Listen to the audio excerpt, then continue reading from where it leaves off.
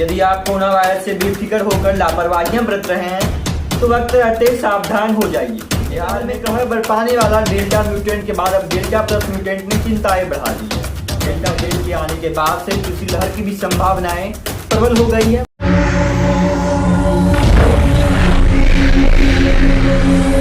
नमस्कार, मैं हूं सागर सुमन, लोकवाणी देख रहे हैं आप। यदि आप कोरोना वायरस से बेफिक्र होकर लापरवाहियां बरत रहे हैं तो वक्त रहते सावधान हो जाइए। बिहार में कोरोना संक्रमण की रफ्तार भले ही कुछ कम हुई हो, लेकिन कोरोना एकदम से खत्म नहीं हो गया है। नए केसेस लगातार सामने आ रहे हैं। गुरुवार को भी 212 नए पॉजिटिव मामले सामने आए। सबसे परेशान करने वाली बात यह है कि दूसरी लहर के दौरान प्रदेश में जमकर तांडव मचाने वाला कोविड-19 के डेल्टा वेरिएंट का नया वेरिएंट डेल्टा प्लस सामने आ गया है।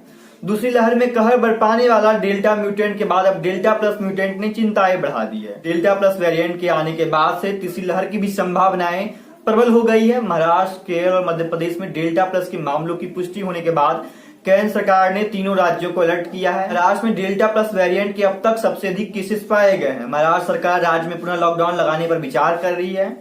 डेल्टा प्लस म्यूटेंट की बात करें तो नाम से ही काफी हद तक साफ है कि delta plus variant delta variant से म्यूटेंट होकर बना है।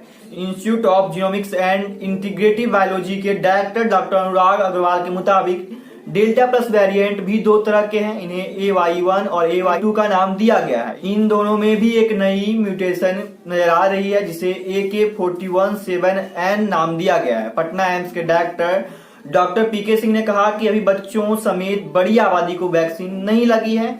ऐसे में कोरोना वायरस का नए वेरिएंट का संक्रमण प्रभावित कर सकता है। पटना एम्स के डायरेक्टर डॉक्टर PK सिंह ने कहा कि कोरोना वायरस के नए वेरिएंट जिसे डेल्टा प्लस के रूप में जाना जाता है, इसका प्रभाव पहले ही महाराष्ट्र और कुछ अन्य राज्यों में नजर आने लगा है। इस बात से कतई इनकार नहीं किया जा सकता है कि इसका असर बिहार में नजर नहीं आएगा। उन्होंने कहा कि दूसरी लहर से मिल रही जानकारी के मुताबिक डेल्टा प्लस वेरिएंट की ट्रांसमिशन दर यानी कि संक्रमण दर दूसरी लहर की तुलना में बहुत अधिक है और यह अधिक घातक भी साबित हो सकती है। डॉक्टर PK सिंह ने आगे कहा कि इससे बचाव के लिए जरूरी है कि लोग कोरोना गाइडलाइंस का पालन करें, मास्क, सोशल डिस्टेंस के साथ साथ जरूरी होने पर ही घर से बाहर निकले। लॉकडाउन में छूट के बावजूद अगर लोग सावधानी बरतते हैं तो इस महामारी के मामलों में और लगाम लगाई जा सकती है। वहीं डेल्टा प्लस वेरिएंट में कोवैक्सीन और कोविशील्ड की वैक्सीन कुछ प्रभावी है। अभी इस पर कोई वैज्ञानिक अध्ययन सामने नहीं आया। हालांकि डॉक्टर सिंह ने कहा कि टीकाकरण के बाद विकसित एंटीबॉडी काफी हद तक सुरक्षा प्रदान करेगी। ऐसे ही जानकारी भरी खबरों के लिए बनी रही लोकवाणी के साथ। धन्यवाद।